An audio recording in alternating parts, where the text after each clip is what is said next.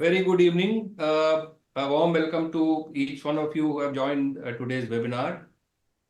I warmly welcome all of you in today's webinar presented by Forum of Critical Utility Services, FOCUS, as it is fondly called.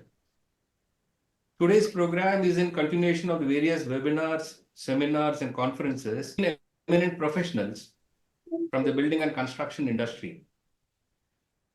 FOCUS mission is to serve as a single largest common and cohesive platform for the mutual benefit of the built environment sector, providing critical services in the field of safety and security, fire protection, electrical, HVAC, plumbing, energy conservation, building transportation, building automation systems, assets and facilities management. To help the sectors to develop resiliency, build capabilities by developing human resources and skills, and move towards achieving and sustaining excellence, and to become a partner in the growth of the Indian economy. Today's webinar elaborates on the theme of creating a resilient nation through the optimal use of CCTV cameras. The knowledge partner for today's event is Mrs. Prama India Private Limited, the market leader in the manufacture of CCTV surveillance cameras in India, as well as other IoT devices related in the field of safety and security. To elaborate and give more insights into today's subject, we are fortunate to have with us in today's webinar three eminent and distinguished professionals who have extensive experience and have played pivotal roles in the area of law enforcement and public administration. I have great pleasure in introducing before you Dr. Kuldeep Sharma, IPS retired, former Director General Bureau of Police Research and Development, that is BPR&D, India. Mr. Mike Neville, our guest speaker, is a former Detective Chief Inspector of New Scotland Yard, creator of the pioneering Super Recognizer Unit, and our very own Mr. Gautam D. Goradia, the CEO and MD of Hayagriva Software, a software product company based out of Mumbai, and also the innovator behind the Made in India Comsur, which is the CCTV video footage auditing software.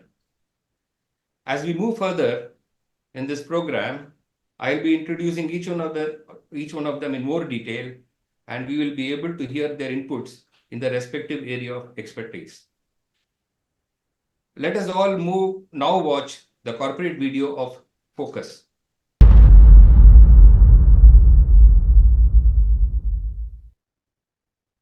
We are delighted to present to you the Forum of Critical Utility Services, the acronym of which is FOCUS. Much as the acronym suggests, the role of the Forum of Critical Utility Services is to bring in focus all that concerns the construction industry. This is not just for India, but for a coordinated construction industry world over. For those of you who may not be aware, this initiative is to prepare and present a platform where all the verticals of the critical utility services of the construction industry forge into one formidable group that will strive in building unity, aid in diffusing misconceptions, and present itself as a platform for discussions amongst these bodies of professionals. This initiative was born on the 26th of October 2020, when the world was almost silent from the after effects of the pandemic. We say silent because the cry for help and riddance from the clutches of the pandemic were deafening. There simply was no place that was safe anywhere in the world. None of the formidable structures that man had erected was safe for protection from the pandemic. It was during these times that we decided on creating a platform so as to be able to present improved in concerted methodologies of developing projects that shall not just be sustainable or resilient, but also deliver safe environment and a valuable business opportunity to the promoters, not just for some time, but for long time to come. Times when another generation will inherit the good work that we do today. Our efforts begin with drawing the strength from the fields of architecture, electrical, plumbing, HVAC, safety, fire, security, illumination, vertical transportation, IBMS and IT, solid waste management, and last but not the least, facility management. Bring them together and forge them into one strong wheel of change to deliver structures that stand in harmony with Mother Nature on planet Earth. And this, ladies and gentlemen, is our mission. Only when we come together and share our ideas and aspirations will we find the stumbling blocks. It is here then that when we are together and focused towards one goal, we will jointly be able to understand and address our challenges as one formidable force. Not just a force in India, but for a global movement that will find solutions, opportunities, and the means to address productivity, safety, quality, developing skills, training, evolving standards, and ensuring their implementation, thereby becoming centers of excellence and setting benchmarks for generations to pursue and improve. And this is our vision. We have embarked upon reaching out to various verticals of the critical utility services. We will thereafter jointly present our cause to the government and policymakers. We will present our vision to the builders. And we are confident that we will break the shackles of inequality, indifference, ignorance, and mistrust, and build a world that is one with nature.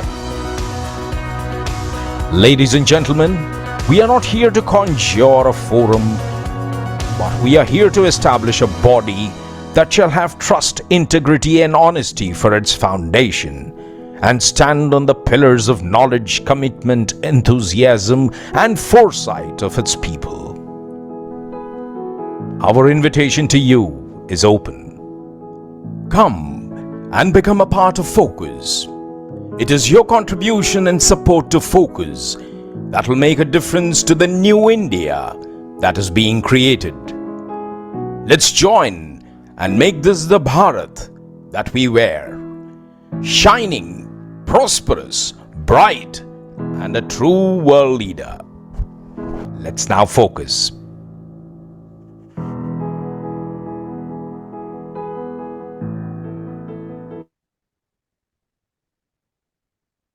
So, Focus was launched in the month of October 2020, and thereupon the last 4 years, it has taken great strides in being able to conduct various webinars, conducting seminars and conferences, and I've been fortunate to be part of as a founding member of Chorus, wherein 13 other eminent professionals along with me have been working towards ensuring that we have more chapters across India.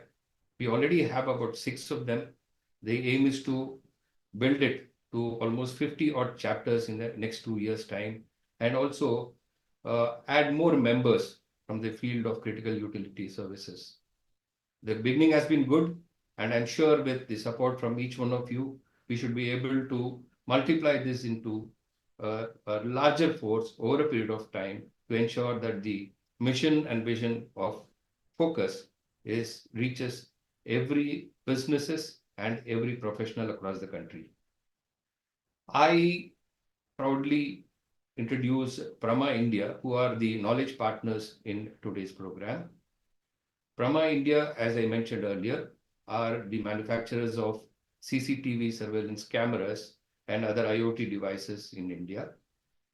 Founded on the core belief to put India on the global map for video security products, Prama India is committed to the motto of Atmanirbhar Bharat, which means self-sustaining India. The premier indigenous security brand Prama celebrates the maximum of made for India, made by India, and made in India. Prama India has a state-of-the-art manufacturing facility near Mumbai. It manufactures high-quality video security products as per Indian standards and market requirements.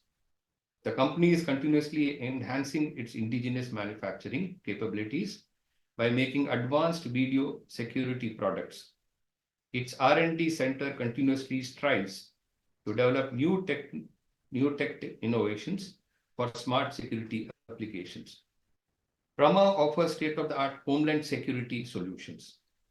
These homeland security solutions addresses the mission critical requirements of the homeland security forces. Prama has a specialized mobile enforcement solution.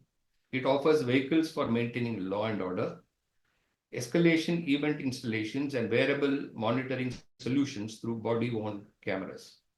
A wide range of homeland security solutions, including city surveillance solutions, mobile enforcement solutions, body-worn camera solutions, and various other innovative are customized to as per the requirements and are provided with an excellent backup after sales service to be reached across the country. And when it comes to after sales, there is no one who can beat Prama India because we have more than 58 regional maintenance people placed to ensure that the service reached within hours of any complaint that arises, which is rarely happens. That's about Prama India. Now I move on to the topic of today, the theme of today, which is the webinar on creating a resilient nation through optimal use of cameras. Closed circuit television CCTV surveillance is a crucial component of modern security systems, essential for monitoring activities, preventing crime, and documenting events in both private and public spaces. Its recent technological advancements, including improved image quality, motion detection, and remote access, as well as CCTV footage auditing, have made CCTV an indispensable tool for safety in businesses and homes. Creating a resilient nation involves leveraging modern technology to enhance safety and security. Towards this, the optimal use of CCTV cameras and its footage plays a critical role in this endeavor. By strategically placing cameras in high-risk areas and integrating them with advanced monitoring systems, communities can effectively deter crime, respond swiftly to emergencies, and ensure public safety. Furthermore, the data collected from CCTV footage can aid in urban planning and disaster management, contributing to a more secure and resilient society. We have three renowned speakers to share their experience and their insights into today's topic. I invite Dr. Kuldeep Sharma, IPS, to first give his keynote address on the subject that we are deliberating about. A brief introduction of Dr. Kuldeep Sharma is he's a retired Director General of Police, Bureau of Police Research and Development, which is called BPR&D India. Dr. Kuldeep Sharma, IPS, is a distinguished law enforcement professional with a career spanning over 3 decades.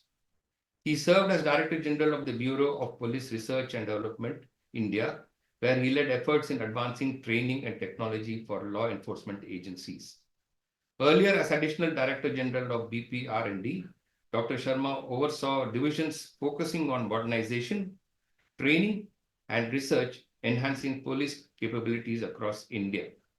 Dr. Sharma's extensive experience includes pivotal roles as Commissioner of Police in Surat City, where he managed a metropolitan force and improved public order and community engagement, and as Inspector General of Police in Ahmedabad range, supervising crime prevention and police administration across multiple districts. In addition to national roles, Dr. Sharma has contributed internationally as an anti-corruption judiciary expert with UNDP in the Solomon Islands and has advised Afghanistan's Ministry of Interior Affairs on compliant mechanisms and disciplinary regulations. He also led election coordination for the Indian National Congress and served on the UN panel of experts for Sudan, focusing on embargo monitoring and peace promotion. I warmly welcome Dr. Kuldeep Sharma to give his keynote address.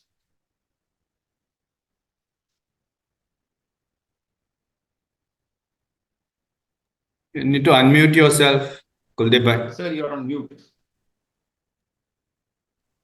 Thank you very much, Mr. Narasimhan. Before I start, I just want to reconfirm. I saw several messages, people saying that the audibility is low. Has that been corrected now? Can I be heard properly? Loud and clear. Very good. In that case, I'll begin. Mr. Narasimhan, Mr. Neville, Mr. Goradia, and friends who are participating in this meeting that we are taking, which is taking place online. When I wrote the foreword of the book, The Footage Whisperer, I began the para by referring to Sanjay. Sanjay, as you know, as most of us know, was actually the charioteer of Dhritarashtra. More importantly, he was the advisor. And even more importantly, he had the ability of seeing things in real time, hearing it also in his ears in real time without being there. It is what we call in Hindi that he had divya drashti, which means he had divine vision. Now, I could not find a better comparison to describe this technology called CCTV camera. And as I will mention later on, how technology has affected law enforcement and how it has enhanced the capability of police forces. I'll cite a couple of examples as we go along. As it is clear that the CCTV camera has the ability of delivering accurate and timely information. Now, when you couple this or when you combine this with three things, one is access control, second is remote management, and the third is, the connectivity with emergency communication response. With this, we're combining with these three things, the CCTV cameras can do remarkable work. I heard Mr. Narasimhan speak about a resilient nation. In fact, in the email that I received on 29th of July, first time informing me of this, it was mentioned in that creating a resilient nation involves leveraging modern technology to enhance safety and security. And you're absolutely right that if modern technology is properly used, properly utilized, at the same time, not at all underestimating human interpretation and involvement, the results can be really remarkable. So what do we do with the CCTV cameras? We broadly, as a police officer, I would divide it into four categories. One is the residential areas. Second is the commercial areas, which we can again divide into two categories. Single shops like a jewelry shop or like a garment shop, or big malls that we see across now in all the metropolises. They are there. The third is public utilities, for instance, like a library. And fourth are offices and industrial complex. For the sake of simplicity, I'm mentioning four categories where CCTV cameras are generally deployed. They can be deployed at airports and railway stations and all. That's a different. I'm just broadly categorizing. In this book, The Footage Whisperer, I came across a phrase called fit and forget. Now, that absolutely is exactly what is happening. That wherever you put a CCTV camera, you put it there, and it is presumed that is the Ramban Ilaj. In the Ramban Ilaj means that once you put it, that means there is some kind of security, some semblance of safety. It is true in the sense that if people know about it and they become slightly cautious. It is not true to depredators and those who are hell-bent to create mischief or break the law. So it means, therefore, that you need a certain method of approaching this whole new technology that one has come across. Now, the utility of CCTV cameras can be divided into three categories. The first category is preventive. You put it there, everybody knows there is a CCTV camera, and people behave.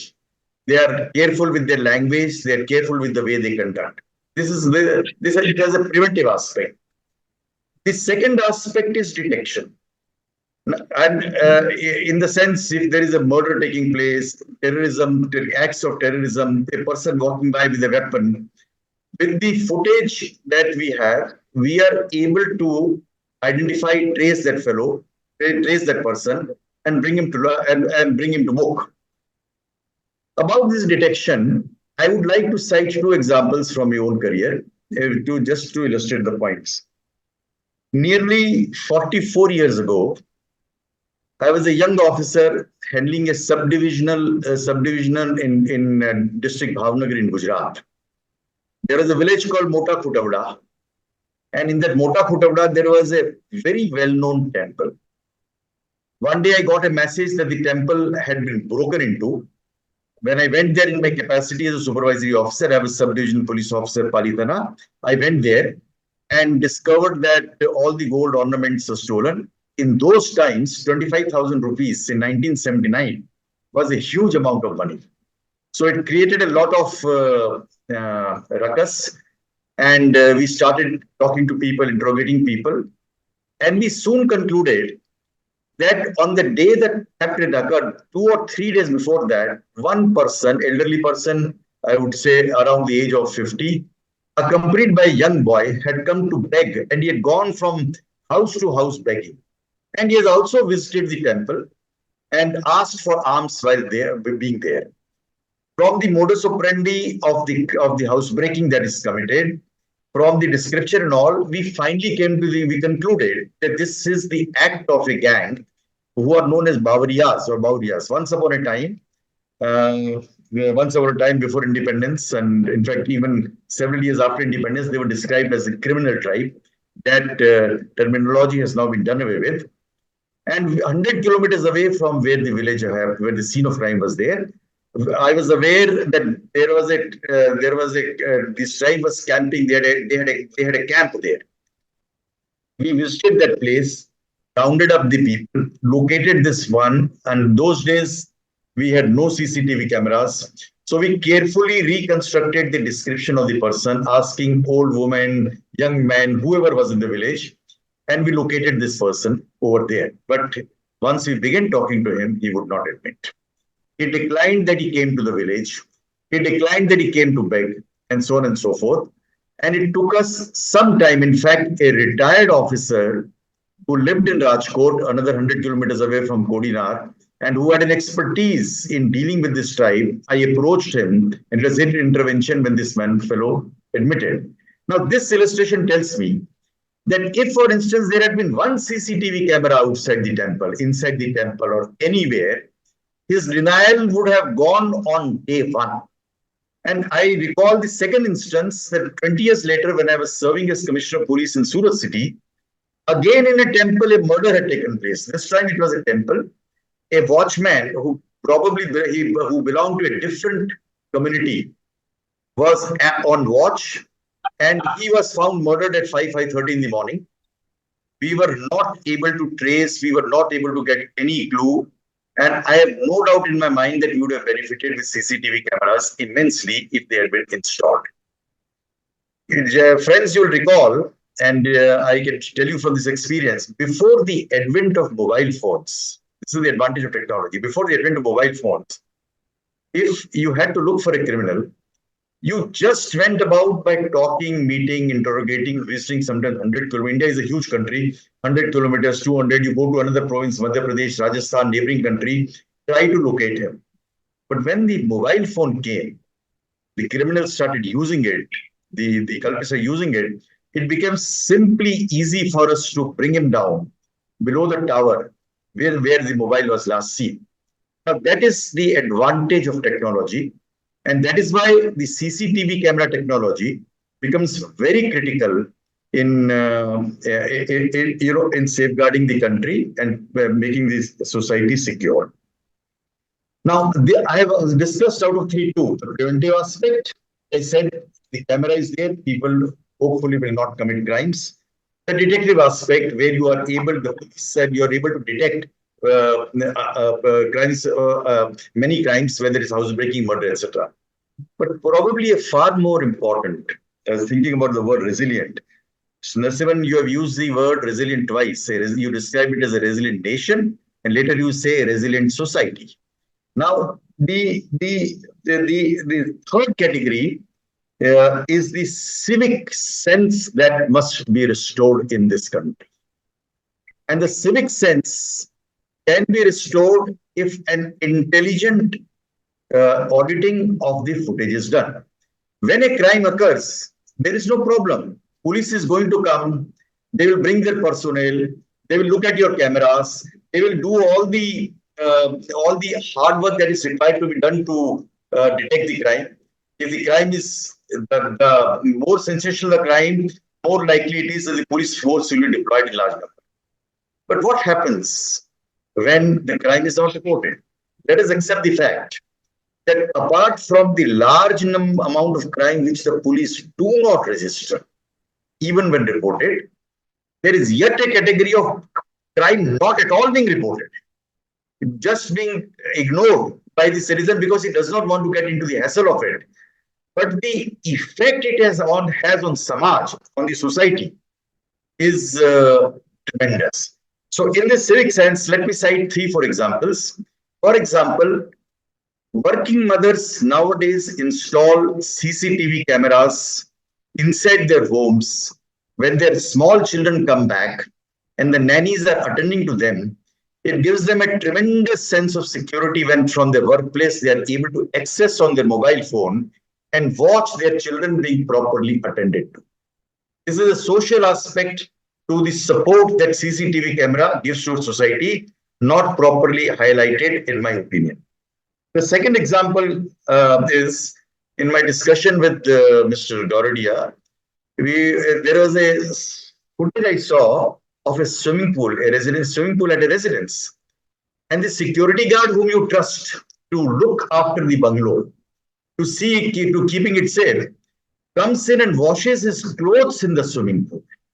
Now, no crime is committed here, excepting the owner would be upset about it. But knowing this and pointing it out will firstly tell the security guard that just because the owner is not there, he cannot get away with it, number one. And number two, he will next time onwards stand corrected. That is one bit improvement in the civic sense, the third category that I'm referring to. Let me take you, for example, littering. So I'm talking of civic sense. I went to Dharamshala in the month of June. I was there for 12 days. And I visited it after 27 years, that hill station. I was disappointed to see the amount of littering that has taken place, as you know. Now, it is for the government. If the Raipur collector, Raipur is the capital of Chhattisgarh, a province in central India, Mr. Neville.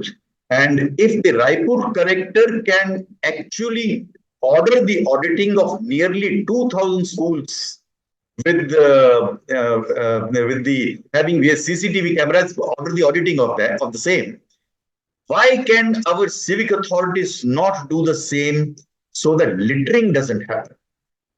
So, similarly, the example of traffic violations on the red light, where you have the signals. Everybody is alert and all. But especially my own city, Ahmedabad, many of you must have visited Ahmedabad and know, my own city is well known for a remarkable traffic sense. And two-wheelers and all come here and there. I often drive my own car and I find it very upsetting to see that there is absolutely no consideration shown for the others who are driving on that. Now, this sense does not come on their own.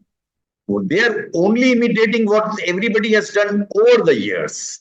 This is the correction that can come in only something like the CCTV cameras and the auditing of its footage can bring about some sense of civic behavior, an improvement of the civic behavior in our country. So that brings me from Divya Drashti to Dirgha Drashti. We began with Sanjay and we spoke about Divya Drashti. It brings me to Dirgha Drashti. Dirgha Drashti, Mr. Neville, stands for far-sightedness. So the administrators, the leaders, the top people, whether you are in the government, the private industry, and education institution, must understand that a technology has arrived which is not to be kept and seen only when there is a crisis, but which can be viewed. It is not to embarrass anybody, but occasionally there is no harm in showing it to the not the culprit, let's say to the person who has acted, behaved in a certain funny way, which is not acceptable to the people. How to do this? I come to the conclusion of I'm going to ending towards my conclusion. How do we do this? The only way you will succeed in doing this is that somehow the top leadership of the police will have to integrate this in the police process. So your question will be, why should they do that? My answer is, they have been doing it since 1861, when the Police Act of 1861 was created by the British that time back. And what have they been doing? There are village visitation done. There is a visit to localities done by the beat constable. When you go to the village visitation, you have to check with the police, with the sarpanch, the village headman, about the situation in the village. You jot down in a patrol book, which is checked by the supervisory officers, or at least once upon a time. I like to think well of my time. We did that diligently. So it used to be checked in that way. In the same manner, the police process must actually connect with wherever the CCTV cameras are put, and begin the aspect of checking this, not regularly, not periodically. System will have to be worked out. This requires a bit of study. And that is where you come into a second very important concept, which is already in existence, and that is community policing. Now, if the police and community policing where citizens are involved integrate with one another and understand the importance of CCTV camera and the footage, it will bring about a tremendous improvement. And Mr. Nasiban, from what you described as a resilient nation, we will move towards the second time when you spoke about a resilient society. We will. For me, prevention and detection of crime is a resilient nation. But when the civic sense improves, when everybody around becomes alert, I think it brings about what is called improvement and making our society resilient. There is a very important law that was enacted in 2005 in India. It is called the Private Security Agencies Regulation 2005. It's not a big law, only few sections are there.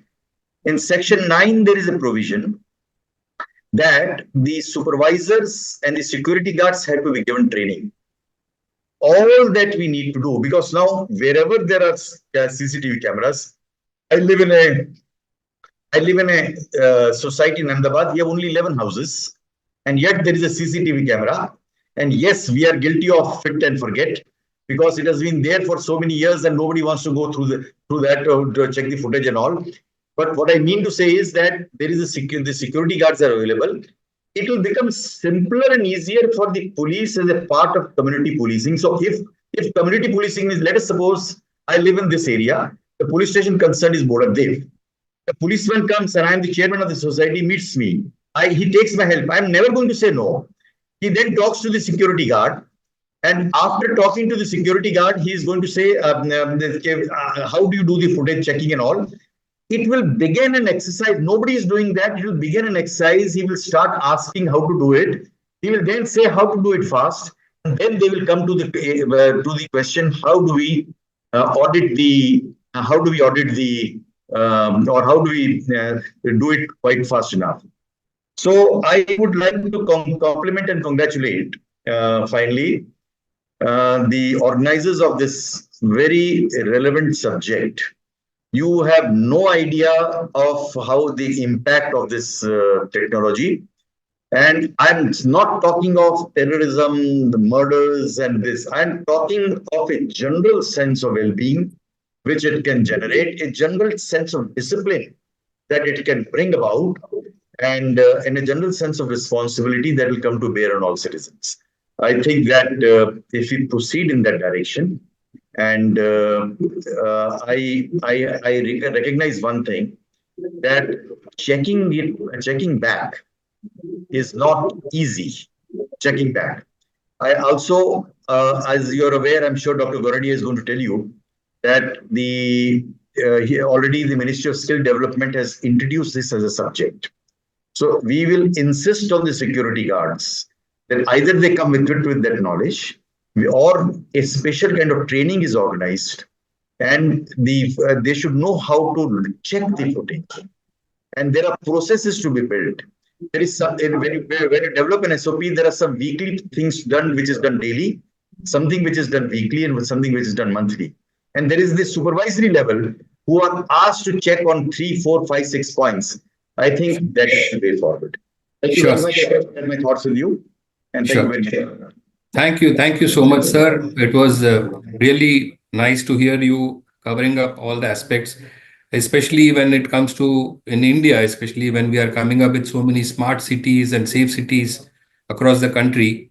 The two aspects that you mentioned about is the civic sense and the traffic sense is something which has to be taught again and again to the masses. And this morning, when I was just driving to the office from home, I was just thinking about the traffic in Mumbai, and I was thinking that when people cut lanes and don't allow you to drive properly, I was thinking, how about these insurance companies being told that if somebody meets an accident, or his vehicle is hit from behind because of lane cutting, the insurance company should have a clear mandate saying that if somebody is not following the rules and regulations, he should be denied of any insurance claims. Probably this would deter people from cutting lanes and overtaking from the left side and all that things which are not as per the traffic rules. So some sort of awakening brought in by these insurance companies to the vehicle, the drivers on the road, should bring down the accidents and should be able to control the subjects of traffic, creating a traffic sense among people, and also a civic sense among people when they're crossing the roads. These are very good points. We take it, absolutely. This comes out of experience, and thank you very much for enlightening us on this. Thank you. Thank you. Now we move on. In between, I've been seeing some questions being raised about how this webinar is going to be benefiting our audiences. Look, the importance of today's webinar is that you will learn how daily CCTV footage auditing can prevent incidents, improve safety, operational efficiency, and reduce losses. It also helps you in gaining knowledge from leading professionals participating in today's event about converting CCTV data into actionable intelligence. So I'm sure by the end of this session, you will be richer with knowledge on how CCTV auditing is going to be helpful to each one of us in our daily life. As we move on to our next speaker, a distinguished speaker from London, Mike Neville. At New Scotland Yard, he was the detective chief inspector in charge of solving crimes with images. He also set up the world's first super recognizer unit using officers with fantastic innate face memory skills to identify offenders, find persons of interest, and link crimes. This work is now being replicated across the world. Having retired from the Met in 2017, Mike works closely with academic partners to further develop the super recognizer tactic for the private sector, including airport security. He is the only member of the Chartered Society of Forensic Sciences who is an expert of super recognizers. Mike is also on the Forensics Committee of the International Association of Chiefs of Police and is a member of the UK National Association of Surveillance Camera Manufacturers. We are delighted to have you, Mike, in our program today. It's all, please take it all. Please go ahead and enlighten us with your knowledge and expertise. Thank you, sir. And I'm grateful to be welcomed by the other distinguished panelists and all the guests today and I greet you all from London. And the two things, as you've observed, I'm going to speak about is the auditing of CCTV and human super recognizers. Now, of course, the UK has been very good at law enforcement throughout the ages, and we were one of the first to have an enormous investment in CCTV. The problem was, and I know that India has done this as well, the problem with buying lots of cameras is when you don't have the system to deal with the images produced. So the British mistake, really, that people shouldn't copy is to assume that the presence of a camera will deter crime, because the only time that CCTV cameras deter crime is if the criminals know that being caught on the camera, the consequences are they'll be arrested and put in jail. Because if they simply see the camera and nothing happens, then they'll simply ignore the camera. And with auditing, it's very important in the sense that when we have terrorist attacks or robberies of major banks, that we invariably find out after the investigation that the criminals or terrorists had visited that establishment in a suspicious way, probably several times to carry out reconnaissance. In England, recently we had the wicked murder of 3 children and the stabbing of 9 others by a knife man who travelled to a children's dance school. Now, I've no doubts that he went there before to see what times it was open. And so if the footage had been checked each day, the person would have been flagged up as suspicious. And so checking the CCTV is vital. Now, with human super recognizers, just so everybody's clear who they are, that this is a skill that you are born with, and about 1% of the population have some degree of this skill. So in India, you're talking about 15 million people have some levels of super recognizer skill with its 1%. And there's lots of academic backup to this from universities in Britain and Harvard in the States and New South Wales in Australia. And so we have people in Britain and in India who are born with a natural skill never to forget faces, and they can be very, very useful in both security and policing. We know, for example, with fingerprints and DNA, it is very easy to link people to several crimes by those means.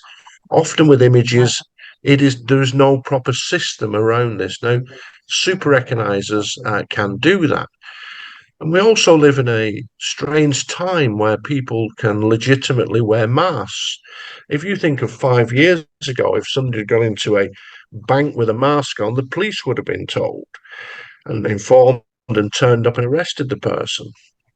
But with the pandemic, we now have a situation where people were being arrested for not wearing a mask in a bank.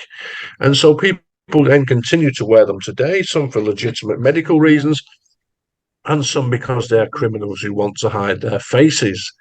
Now, with automated facial recognition, Often the software needs a full face, it needs not much of an angle, and it needs a non-blurred image. It needs a very high quality image.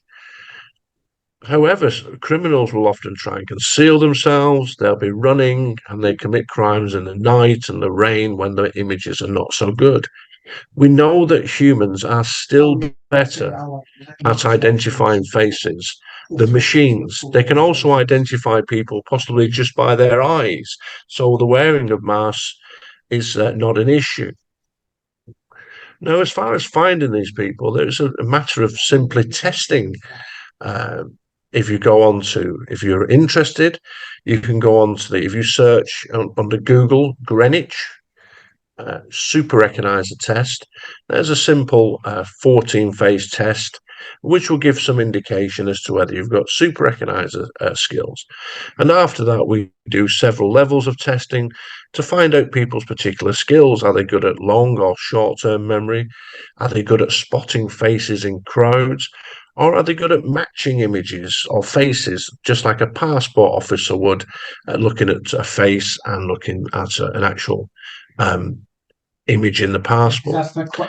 And so, from a security point of view, the use of super recognizers can, if you know who on your team is a super recognizer, they can be placed at critical points to make sure access is not gained by terrorists, thieves, or any other individually we don't want in there. They can also be used to view CCTV to look at the areas of danger to make sure that the bad people do not get in. And they can be used by police in observation posts to match images of thieves, burglars, robbers, rapists, and terrorists. And on crowd duty, they can be used to spot people who are possibly agitators or those involved in previous violence.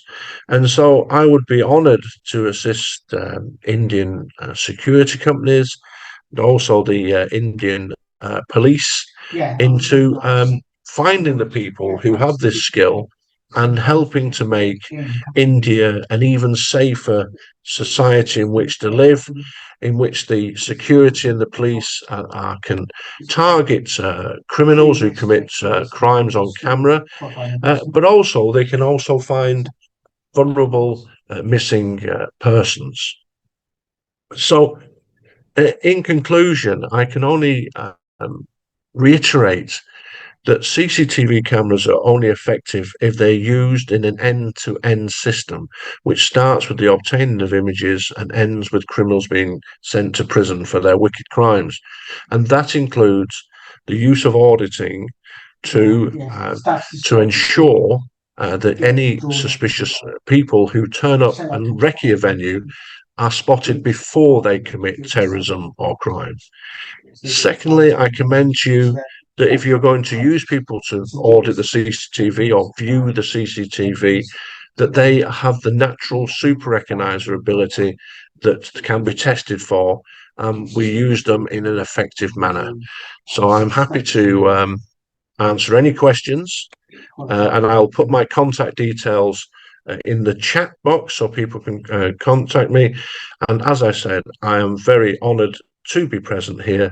My father was married to an Indian lady, so I have an Indian side of my family. And I hope to visit your great nation.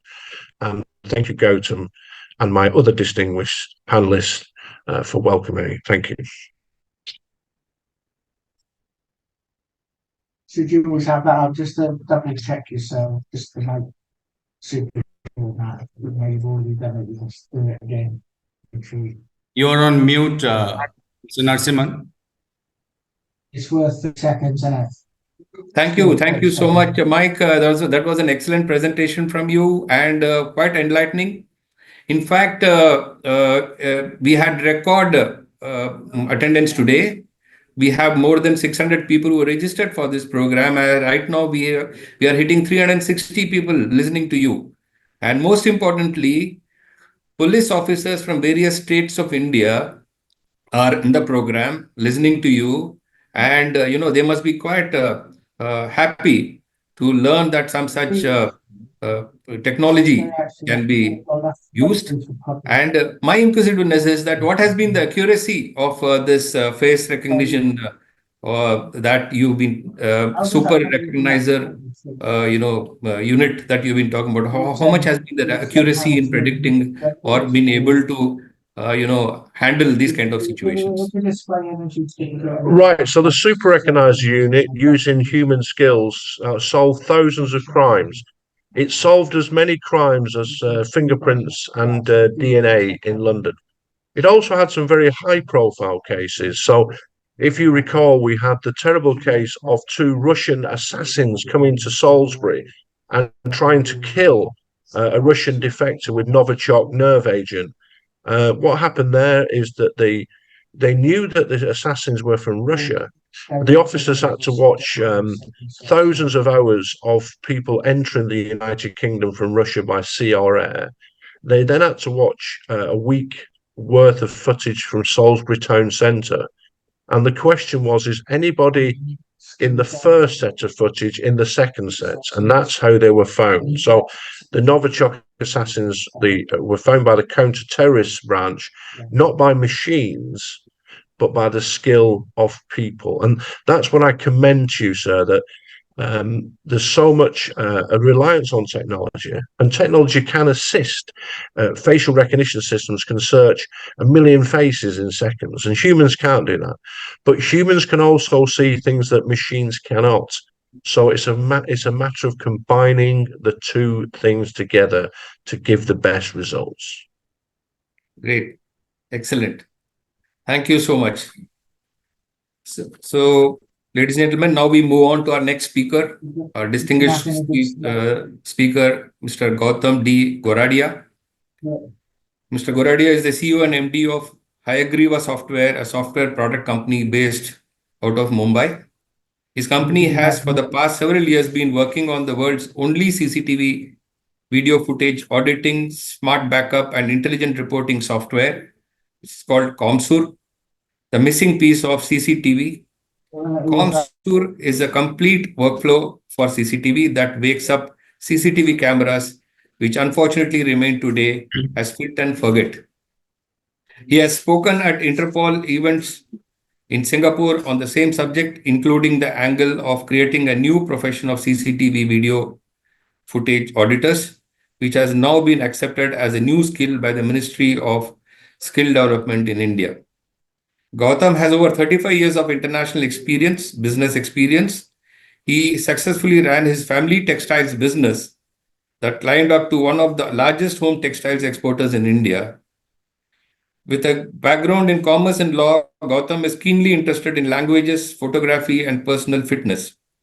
A respected figure in business and social circles, Gautam has been associated with the Rotary Club for many years, was the chair, Government Relations Security, Fire and Safety Association of India, is on the board of governors of the International Institute of Safety and Security Management, and ASIS member, is part of the core team of the Center for CCTV Research, Bengaluru, India. A close friend, personal friend of mine.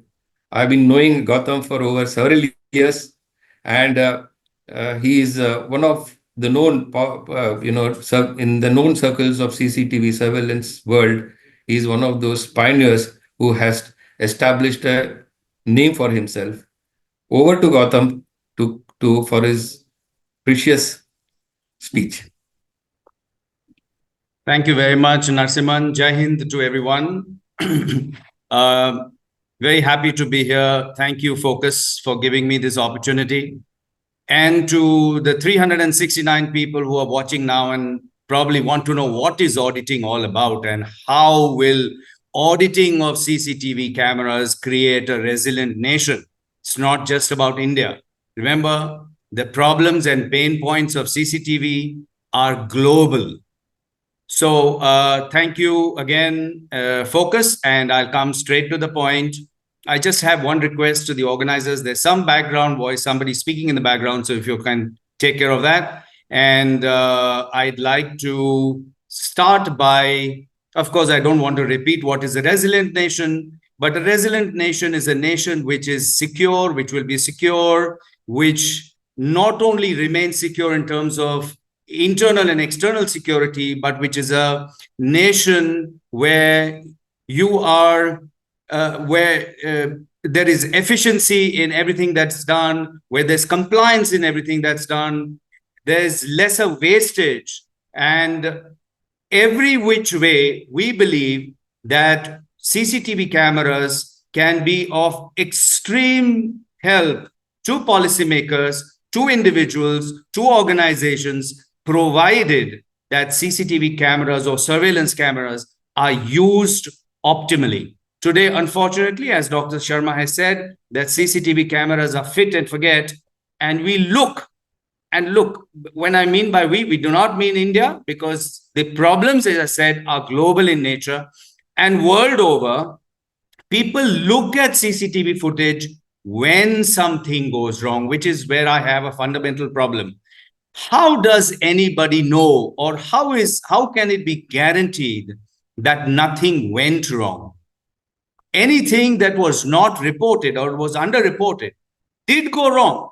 The camera saw it, but we did not see it. And that is the reason why my book is called See What the Camera Saw. I will speak about that in a minute. And I'm thankful to Dr. Sharma and to my friend Mike Neville for contributing in my book. So let's discuss what are the three missing pieces in CCTV. And I request the organizers to allow me to share my screen as well. There are three specific missing pieces in CCTV today globally. Number one is the angle of auditing CCTV footage daily as a standard operating procedure. See 24 hours of your footage, because you do not know when you're auditing what you will discover. So auditing. And what do I mean by auditing? Let me bring it into something that's in your lives. So let's look at this mobile phone. Think of this mobile device that everybody uses to take photographs. Yeah, everybody in the world uses this mobile device to take photographs. And when you've shot 50, 100 photos today, which is very common because the technology of the phone allows you to do that, what is the first thing that you will do? Each one of us. If you've shot 50 photos, you will swipe your screen 50 times. If you've shot 100 photos, you will swipe your screen 100 times. The technology of the phone can only show those photos to you, but the technology cannot tell you which photo is good, which is bad, which you should share, and which you should delete. That you need to do yourself. And this action of swiping is nothing but auditing. So whether you call it auditing, whether you call it reviewing, whether you call it examining, whether you call it by whatever terminology you want to use, but it is essentially seeing what the camera saw.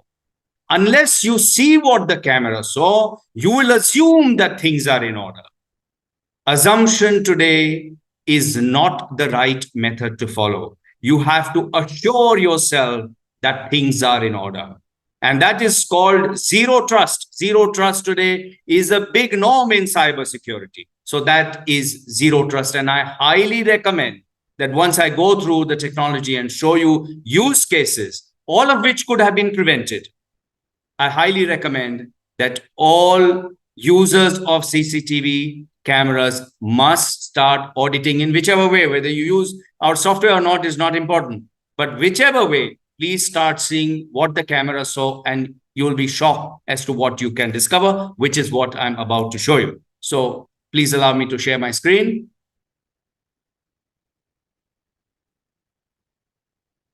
Okay, give me a minute.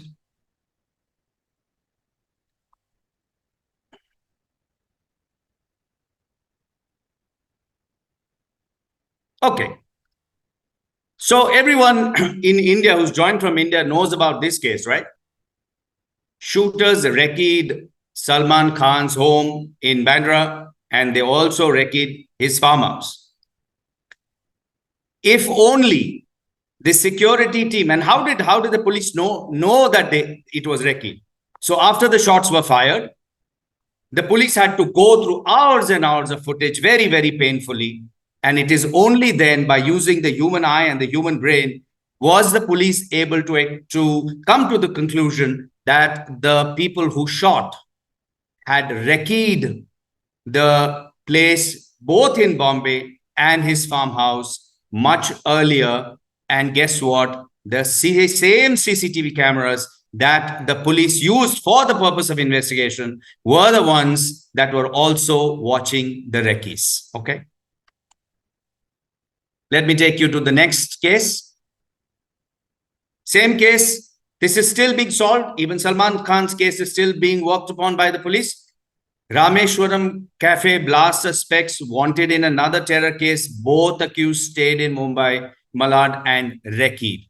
Had the owner on a daily basis gone through his footage at the restaurant, he would have realized, besides many other things, he would have realized, are the customers being treated correctly or well? He would have realized whether there are health and safety issues. He would have realized whether there are compliances in place. And he would had better chances of realizing that, hey, something is wrong. These people seem to be coming here. They seem to be looking left, right, and center. And the human mind and the human eyes are so sharp. They will tell you what can go wrong if we expect technology to be able to tell us that somebody is carrying out a recce. That is not going to happen. Just like what Mike mentioned about having special human skills. We all know about the NEET exam leakage, paper leakage, again covered by CCTV cameras. Some cameras were missing, taken away, not working. Now we do not know whether there was an insider job or whether they were non-functional from how many days. If only there was an SOP of going through that footage quickly, which I will show you, this incident could also have been prevented. And going forward, we should all do that. And remember, CCTV cameras are not just about crime. They are far beyond crime as well. So that when you're talking about compliance, when you're talking about health and safety issues, when you're talking about operational efficiencies, when you're talking about risk mitigation, the cameras are watching everything. If you have a technology that can show you 24 hours of footage of multiple cameras in as little as 24 minutes in a day, at least to give you an overview, a helicopter view of what has been happening, and you document that immediately, you will be able to take quicker corrective and preventive action, leading to continuous improvement or Kaizen. Let's take a look at what the Boeing auditors found. And what do you think that they must have used? They would have used the footage to find issues like this. Look at this. At one point during the examination, the Air Safety Agency observed mechanics at Spirit using a hotel key card to check a door seal. That is the same aircraft that you and me fly. The second case. In another instance, the FFA saw Spirit mechanics apply liquid Dawn soap to a door seal as a lubricant in the fit-up process. Why are we installing cameras? And let me tell you, there is a Motorola Avigilon report, that there are going to be 45 billion cameras on the face of this earth. So that could be a combination of CCTV, and my friend Narsiman spoke about body-worn cameras, there are drone cameras, there are UAV cameras, there are dash cams today. These are all sources of information which is unfortunately being converted into garbage. You start auditing your own CCTV footage as a standard operating procedure for your own requirements, and that will start leading to not only things getting better at your own location and you being able to discover things that you never imagined. And I'm going to show you one or two cases you never imagined or you never knew about. And get away from this whole thing of technology and the glitz of artificial intelligence and the glitz of machine learning and the glitz of analytics. Because please remember that any automated technology can only do what it has been programmed for. So if it has been programmed for 1, 2, 3, 4, it will only do 1, 2, 3, 4. What about 5, 6, 7, 8? What about the rest? What about things that were never imagined? What about the unknown? And even when these technologies throw up alerts, industry standards don't tell you this, but more than 90 to 95% of these alerts are false positives. Who has to look at them? Whether it's a false alert or a true alert, who has to look at them? The human. So make it easy for the human and the machine to work together so that this whole glitz about AI and artificial intelligence becomes augmented intelligence. Let me very quickly discuss this case about the New Zealand terror attack, where this man went and killed 51 people in 2 mosques, and see what the police discovered. He was caught. See what the police discovered. Terror recce. Christchurch terror suspect stalked mosques dressed as a builder weeks before mass shooting that left 50 dead. All I'm saying that at these holy places, irrespective of the religion, at these holy places, if the footage is audited every single day by a devotee, somebody can give a service at his place of worship that he or she visits. These kind of recce's and issues they have far more chances of being discovered, and prevention will occur. Okay, I will skip this, but I definitely want to show you this because I'm going to show you the technology around this. Thieves dig 125 feet tunnel and clean up 77 bank lockers in Haryana. 125 feet tunnel. Think of the amount of effort that a troublemaker will go through. So imagine 125 feet tunnel, it would have taken them days using heavy equipment. And they would have visited the bank many, many times to ensure that when they come out into the locker, into the strong room, they come out in the right place. And guess what? The same cameras that are used by the police for solving the case, detecting, are the same cameras that are watching the planning stage, which is how prevention will take place. If we can do something to prevent, policing burden will go down. And if everybody starts auditing their own footage, it will lead to community policing and to a resilient nation. Take a look at this. The entire Gujarat Secretariat shut down for a day in Gandhinagar because a leopard had entered. And then they went looking for CCTV footage, and they realized that this leopard had been coming into the secretariat for days looking for food. If only they had audited their footage, this would have been discovered much, much earlier. So I don't want to go into more cases, but I will show you the technology as to how you can audit hours of footage in minutes. But since there are several people from the police forces who have joined, let me show you an incident of ATM skimming, okay, and why CCTV auditing is extremely, extremely important at any place. So let's go through this footage.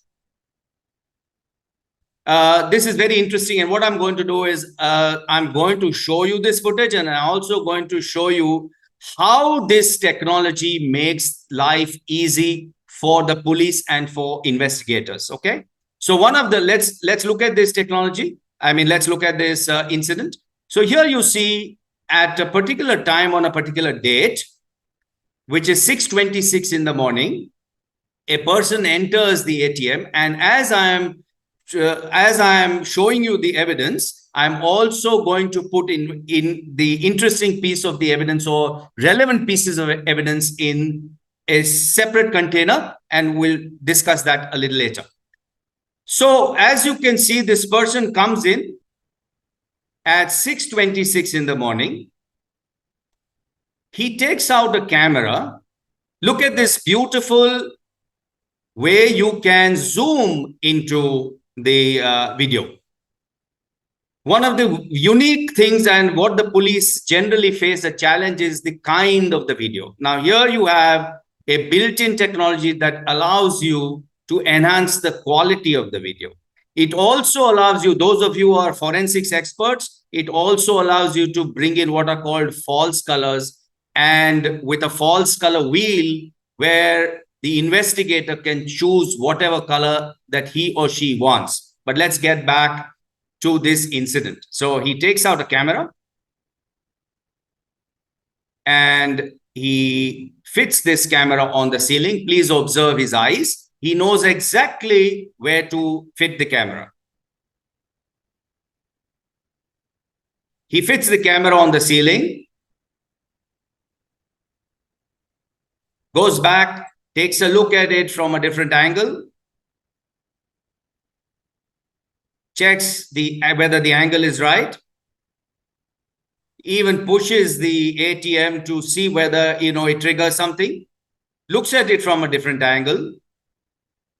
Now look at this. He takes out something from his bag and drops it or picks up something.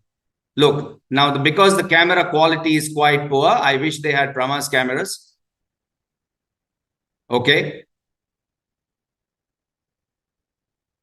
This is where these kind of filters will help you. And then he goes out. Now look at the time. It's 6:27 in the morning. In 1 minute, this person knew that 6:30 in the morning or thereabouts is the right time to come to this ATM. In that same 1 minute, he knew what is the kind of camera to be used. In that same 1 minute, he knew the angle. He knew where the camera had to be fitted. And he also knew that this ATM room would be covered by CCTV cameras. My question is how? How can anybody do this in just 1 minute? The point I'm trying to make is that this person would have visited this ATM room multiple number of times at different days, different times, and the same CCTV camera which the police would have used to solve this crime is the same CCTV camera would have been seeing the planning stage. If only the bank manager came in the morning and went through the entire night's data in less than 5 minutes, which I will show you, less than 5 minutes, this incident could have been prevented. Okay, so that is the value of auditing, because you never know what you will find. But since I've put these pieces of evidence here, see what the technology can do for you. In one click, it will allow the user to take the next step, which is quickly put all those pieces of evidence automatically in a PowerPoint deck. This is how we should standardize interaction with CCTV cameras, irrespective of the brand of the CCTV camera.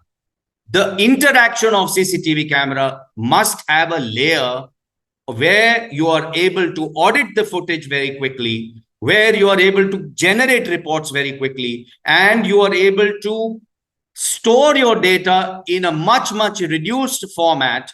So from terabytes to gigabytes. And also, after the footage has been overwritten, any important piece of information should be recoverable even after 100 years if need be. This is what this Made in India technology can do for you. I want to show you a few more things, how the technology very quickly creates standardized intelligent incident reports, which is a huge, how should I say, it's a huge benefit for the police, because with this technology, even if the recorder is stolen, you will always get access to the data, and the technology will help you to create an incident report in PowerPoint with the video of the incident automatically embedded in the PowerPoint deck, which means solving the crime, the police has all the information, the 5 Ws and the 1 H, all the information in the PowerPoint deck automatically. a few things that I'd like to show. So let me get to a few basics, what we need to do. What we need to do is every user of CCTV, you can go to our website, I'll share the details, can even download the free home version of our software and use it at home. And Dr. Sharma mentioned about people using the cameras at home. I will show you one incident where in a country like Singapore, the nannies were beating the children. The parents felt that the children were safe because they were covered by cameras, but the nannies were beating the children, two of them, and threatening them for over a month. So the whole point is, what is this CCTV camera useful for if it's not going to be able to keep your loved ones and your premises safe? And the only way to do it is start auditing. Start auditing, put in your audit findings in a simple Excel sheet. You can get this Excel sheet for free from our website, which then starts giving you this chart. So it starts telling you what kind of things are going wrong at your organization so that you can take quicker corrective and preventive action. Dr. Sharma mentioned something interesting, and we all feel that, you know, because we've got CCTV cameras, we're all safe. My company has been documenting 5 incidents per day. So every single day we look at 5 incidents which are reported in the public domain. And imagine, it's only just 5 incidents. And we have access only to data which is available in the public domain. So we have mostly Indian incidents or, you know, from English-speaking countries. Please see the number of incidents that we have been gathering. And this report is as recent as 8th of August, which is today. Every day we look at 5 incidents. We look at whether those incidents had CCTV cameras, and if those CCTV cameras had been used optimally, that is, if they had been audited, these incidents would not have taken place. You can download this file from our website as well. This clearly indicates that CCTV cameras are not delivering optimal outcomes. We are under the false belief that if we audit, we are under the false belief that CCTV cameras by themselves will deliver. They will not deliver. They are only a source of information, very important source of information. But you need to spend a little bit of time. And as I'm saying, 24 hours of footage in 24 minutes, at least to get an overview without missing a single frame. That is the beauty of this made in India technology. Excellent. Just one or two. Yeah. Okay. Do you want me to wrap up? Yeah, I think there are some few people waiting for some questions to be asked. Yeah. So, okay.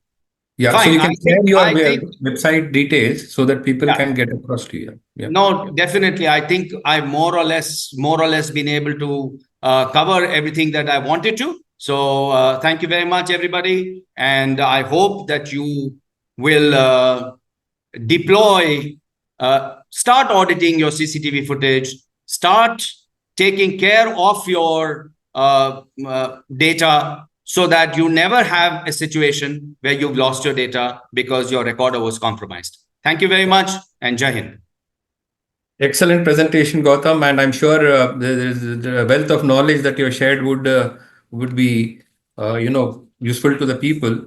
We have a few. We get into the question and answer session. There are a few people who have been waiting for some time. So I would open up. There are 4 of them. I would like to open up one by one. Let's hear from Mr. Raghavendra B. Mr. Raghavendra, please unmute.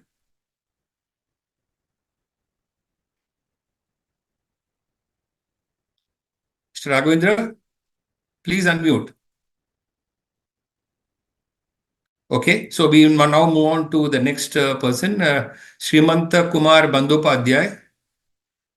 Mr. Bandopadhyay, please unmute. You can ask your question.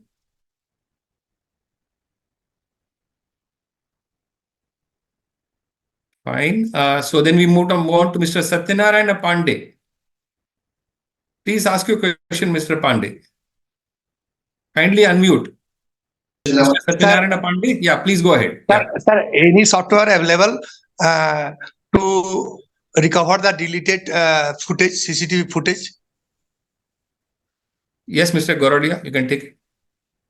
Yeah, same software. I'll put the details in the chat. Okay, thank you, sir. Okay, now we move to Ms. Sonal Sawant. Hello. Mr. Satyanarayana Pandey, please unmute. Please mute your phone. So, Ms. Sonal Sawant, you can ask your question. Sukumar and Kutti, please ask your question.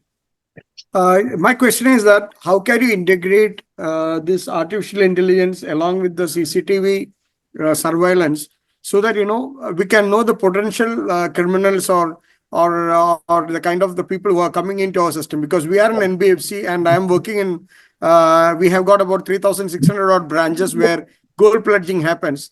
So suspicious characters, and how can you monitor them, and how can you notice them through integrating surveillance through artificial intelligence?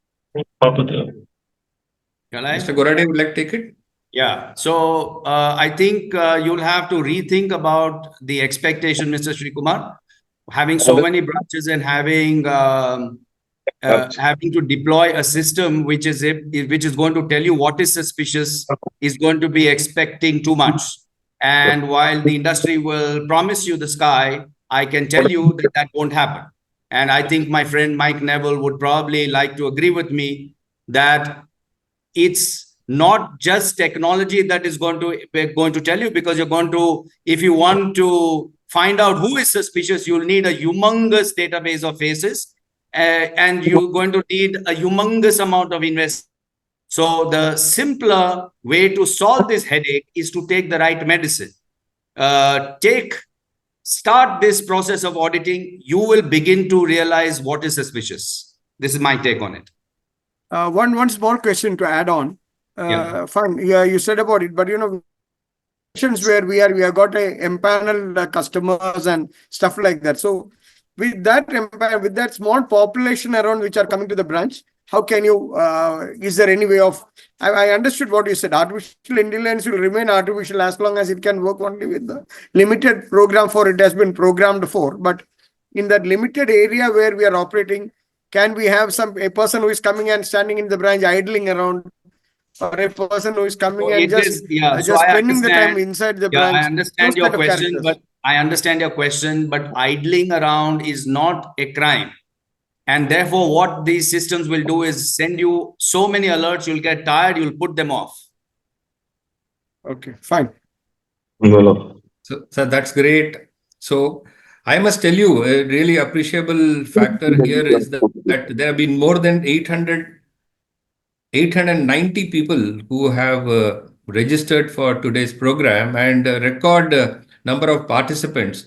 And most interestingly, we had, as I said earlier as well, we had officers from police departments across the country of various states participating today.